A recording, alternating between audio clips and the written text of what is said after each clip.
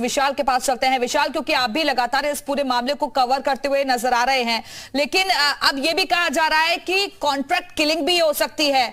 मकसद क्या था इन हमलावरों का? क्या वाकई में जो ये कह रहे थे कि बड़ा माफिया ये बनना चाहते थे वही मकसद था, या फिर इसका कोई और भी मास्टरमाइंड था? नेक्सस बहुत बड़ा हो सकता है, जिस बात का जिक्र अजीत भी कर रहे हैं। देखिए, आपको बहुत स्पष्ट जो है कहानी अब साफ होती हुई दिखाई पड़ रही है, और इस कहानी के पीछे कई किरदार हैं। ये वो किरदार हैं जो अतीक और अशरफ के जाने के बाद उसके साम्राज्य पर कब्जा करना चाहते थे। चाहे हम जैद की बात करें, या हम तमाम मध्य प्रदेश के एक हीरा व्यवसायी है उसकी बात करें, या तमाम और लोग जो लगातार अतीक और अशरफ के काले साम्राज्य की एक एक जानकारी जानते थे, और ये जानते थे कि अतीक और अशरफ अगर इसी तरह से राज उगलेंगे तो इनको मुश्किलें हो जाएंगी।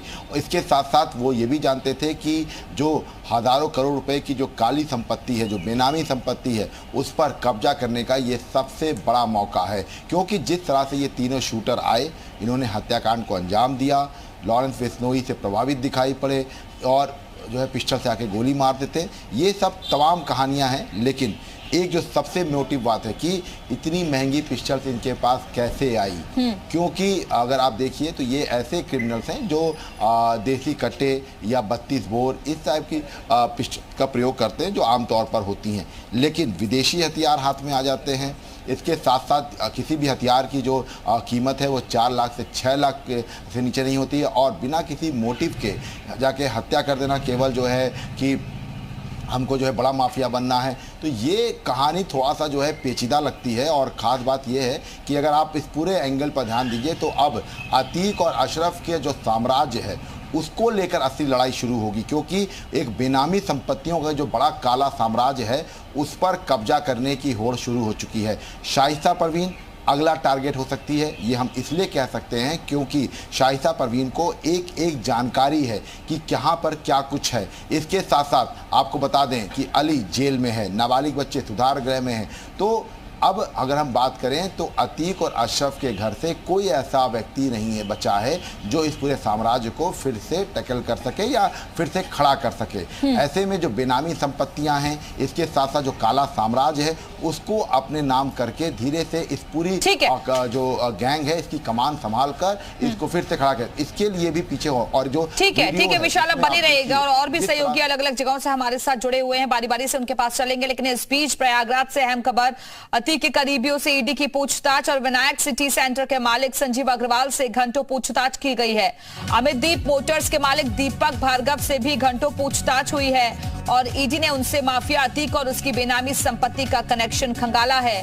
उनके ठिकाने से बरामद पैसे, जेवर और पूछताछ की गई है। शेल कंपनियों की बात भी सामने आ रही है। ईडी के सवालों का संतोषजनक जवाब नहीं दे पाए हैं दोनों। माफिया अतीक अहमद के तमाम करीबियों पर अब लगातार ईडी अपना शिकंजा कस रही है। इसी कड़ी में ईडी ने संजीव अग्रवाल से पूछताछ की है। चूँकि ईडी ने सबसे पहले तमाम जगहों पर छापेमारी की थी और अतीक से जुड़े तमाम लोग यहाँ छापेमारी करके तमाम शेल कंपनियों के बारे में जानकारी इकट्ठा की थी। उसके बाद संबंध देकर तमाम लोगों को बुलाया गया था, और उसके बाद अब फिलहाल आपको बता दें कि तमाम जो अलग अलग जो कारोबारी हैं उनसे पूछताछ की जा रही है। चूँकि ईडी को ये जानकारी मिली है कि कई 100 करोड़ रुपए का जो इन्वेस्टमेंट है वो अतीक का इन लोग के साथ था, और इसीलिए अब ईडी अपना शिकंजा कस रही है। ऐसे में संजीव अग्रवाल से भी करीब 12 घंटे तक पूछताछ की गई है, और अतीक की तमाम बेनामी संपत्तियों के बारे में जानकारी इकट्ठा की गई है। कैमरामैन रामबाला के साथ विशाल रघुवंशी, जी मीडिया, प्रयागराज। अहमद के साथ मिलकर तमाम कारोबार करने वाले लोगों पर अब ईडी लगातार शिकंजा कस रही है। इसी कड़ी में ईडी ने कल देर रात तक करीब 12.5 घंटे तक तमाम जो अतीक अहमद के करीबी हैं उनसे पूछताछ की है।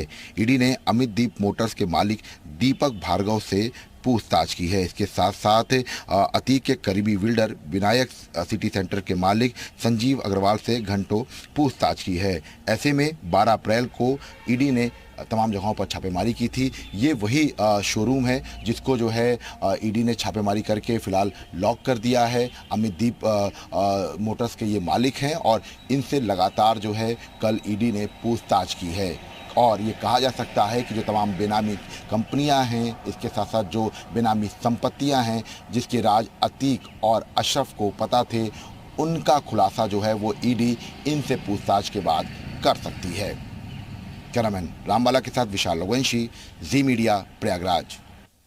इस बीच अहम खबर, उमेश पाल हत्याकांड में शामिल शूटर गुड्डू मुस्लिम से जुड़ी हुई है। बड़े गुड्डू मुस्लिम के मकान के ध्वस्तीकरण का नोटिस चस्पा किया है। चक निरातुल मोहल्ले में है गुड्डू मुस्लिम का घर और 3 अप्रैल को पीडीए ने अवैध निर्माण को लेकर गुड्डू मुस्लिम से मांगा था जवाब। 18 अप्रैल तक गुड्डू मुस्लिम को खुद अवैध निर्माण को ढहाने का दिया गया था मौका। मियाद पूरी होने के बाद अब पीडीए कभी भी कर सकता है ध्वस्तीकरण की कार्रवाई। और हमारे साथ हमारे सहयोगी अलग अलग जगहों से लगातार जुड़े हुए हैं। मोहम्मद गुफरान के पास चलते हैं। गुफरान, गुड्डू मुस्लिम जो कि फरार बताया जा रहा है, अब पीडीए ने भी उसके घर पर कार्रवाई करने की तैयारी कर दी है क्योंकि बाकायदा नोटिस भी चस्पा कर दिया है। बिल्कुल, देखिए, उमेश पाल हत्याकांड मामले में 5 लाख रुपए का इनामी है। गुड्डू मुस्लिम माफिया अतीक और अशरफ का बेहद करीबी था, खास उसका शूटर था। ऐसे में उमेश पाल हत्याकांड के बाद से वो लगातार फरार चल रहा है। उसकी लोकेशन तमाम जगहों पर ट्रेस जरूर हुई लेकिन पकड़ में नहीं आया है।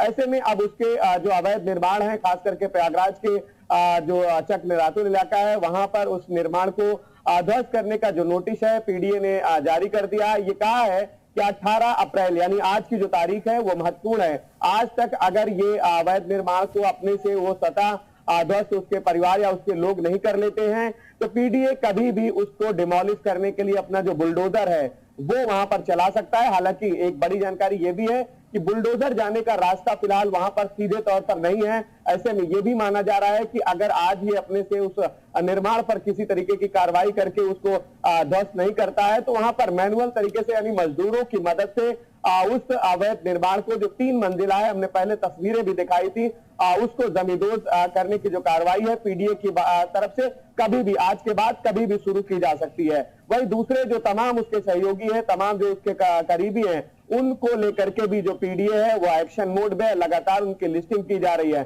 साथ ही उमेश पाल हत्याकांड में जो फरार शूटर हैं अरमान साबिर, इनको लेकर के भी तमाम जगहों पर जो छापेमारी है एसटीएफ के साथ साथ प्रयागराज पुलिस कर रही है। दूसरी सबसे बड़ी जो अपडेट ये है कि अतीक और अशरफ हत्याकांड को लेकर के तमाम जो सवाल आ रहे हैं, खास करके जो वीडियो आ रहा है सामने जिसमें ये दिखाई दे रहा है कि माफिया जीप से उतरते समय किसी अनजान शख्स होता है। बिल्कुल, तो पीडीए का शिकंजा भी अब कसने की तैयारी है और इसी वजह से लगातार ऐसे लोगों तक पहुंचने की कोशिश टीम कर रही है। आप बने रहिएगा, वापस आएंगे आपके पास।